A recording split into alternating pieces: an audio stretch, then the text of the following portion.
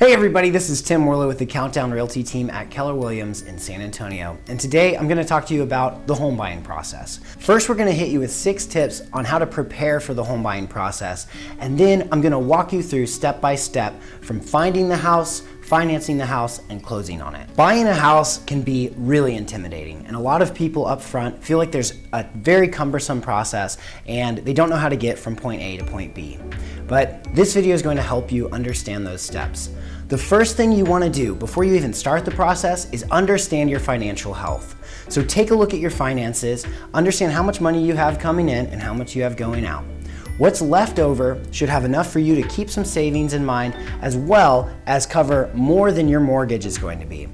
A mortgage includes taxes, insurance, the principal and interest payments, as well as insurance in case you don't put 20% down on your house.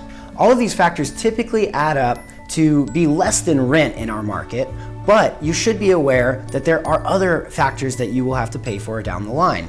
You want to be prepared for anything that can come up in home ownership, like repairs and additional costs of owning a home that may be larger than an apartment that you're currently in or a house that you're currently in, including your utilities and taxes that could increase.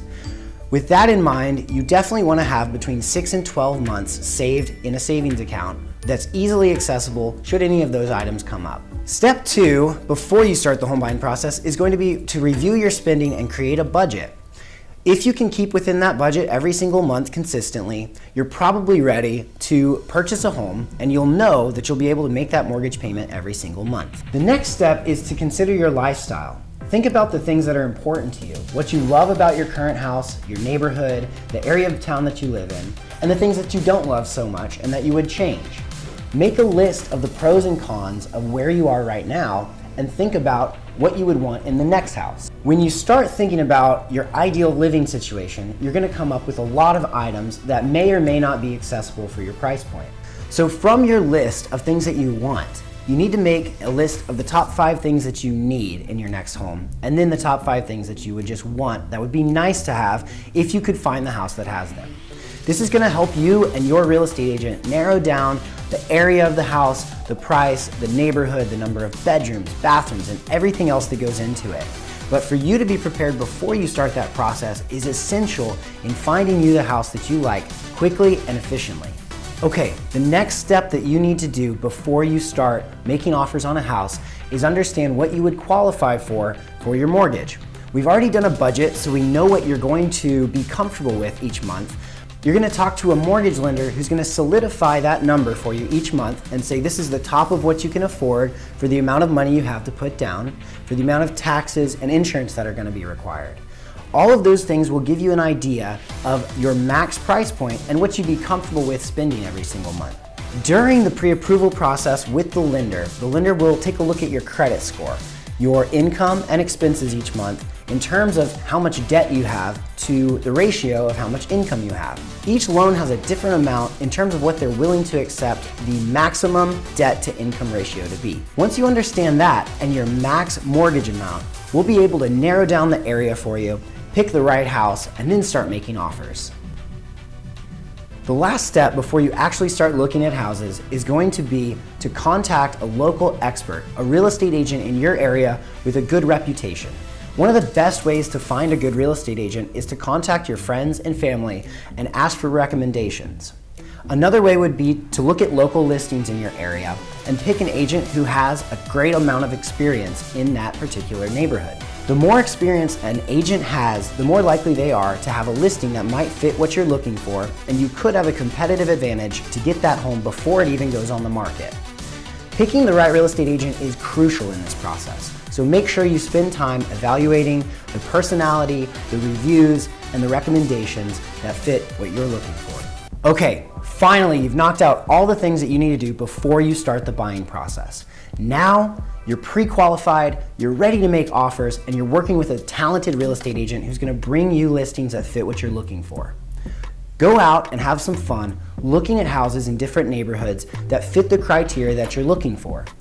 You can look for houses all the way up to your max budget if you're comfortable with that.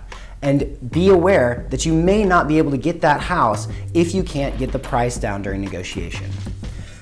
I recommend looking at between 5 and 10 houses so that you can be sure that you have seen enough to make an educated decision about where you want to be and where you will wind up most happiest in that next house. The next step of the process after you've looked at houses is to start making offers. You're going to want to make an offer on your favorite property, but be aware that if you like it in this market, it's more than likely that other people see the value in it as well, and it may be very competitive. If you're looking for a house that has everything that checks all the boxes for you and doesn't need any work, and it's at close to the top of your price point, you're going to need to be aware that you have to be very competitive. And that's why it helps to work with a good agent to help write that offer in the best competitive way possible, as well as a good lender who's going to provide that pre-approval letter and tell the sellers that you're the person for the house. Within your offer, you're going to have a timeline for inspections, for your financing contingency. You're going to want to make sure that the seller has disclosed everything on the property, as well as possibly provided you a survey for that home, so you can make sure that there won't be any title issues down the road. Once you have all the proper paperwork in order, you submit the offer to the listing agent and hope that the listing agent delivers all that information to the seller to choose your offer as the best one. In this market, it's not uncommon for buyers to make 3 to 5 offers before they actually get one under contract. Now, making the most competitive offer is very important. Being able to be one of the first people to that house when it comes on the market and make an offer in the first 2 or 3 days is crucial for you to be considered one of the best offers. Congratulations, you've got the house under contract and you're ready to move forward. The first thing you're going to want to do is contact your mortgage lender to get started on the financial process. Your agent is going to get you in touch with a couple of great inspectors in the area, and during the first 7 to 10 days of the contract, you'll have the home fully inspected. During this process, your inspector is going to look at the big 5 items that could cost you a lot of money down the road: the roof, the foundation, the plumbing, the electrical, and your HVAC system. He's also going to note any conditions that may hold you back from achieving financing down the road, such as wood rot or broken windows. If there are items that are found in the inspection report that will cost you a lot down the road, you'll want to consult with your buyer's agent to write up an amendment for the seller to repair those items. There's also the opportunity to have the seller contribute money towards your closing costs instead of making those repairs. This may help you with your down payment or additional lending costs that you can use later towards those items once you close. Once you've gotten past the inspection and the negotiation for repairs, you're going to want to continue to speak with your lender to make sure you're delivering all the financial information he needs to help you secure the home. He's going to order an appraisal during this time as well, which should take between 2 to 3 weeks. The appraisal is going to tell the bank the maximum amount they're willing to lend on the property. This sometimes does cause issues if the appraisal comes in below the value that you've contracted at, and that would have to be additionally negotiated with your agent and the seller. It's crucial during this time that you don't make any big purchases. Don't use your credit cards, don't buy furniture yet, don't buy a new car unless your lender says it's okay, but usually it's not okay. Keep saving money during this time and be prepared for your closing costs and your down payment. Closing is usually 30 to 45 days from the time that you contract on the house, so don't make any big purchases during this time and hold that money close to you. All right, you're almost there, getting ready to go to the closing table, and this is the most fun part. You show up on closing day, the title company will provide you with all the documents that you need to sign from your lender and from them to make sure that the house is yours. You give them the money, and once it funds within 24 hours, the house is yours. Okay, congratulations, you've made it through the entire process. Now, are you ready to get started? I can't wait for this to be your special day. Hey, I really hope this video helped you out and helped you understand the complicated buying process. We can make it a lot easier for you, but if you have any questions, leave them in the comments below. Like and subscribe to get more content like this about everything to do with real estate. And see you later. I don't know what to say. I think that was good enough. Man, I'm killing it right now.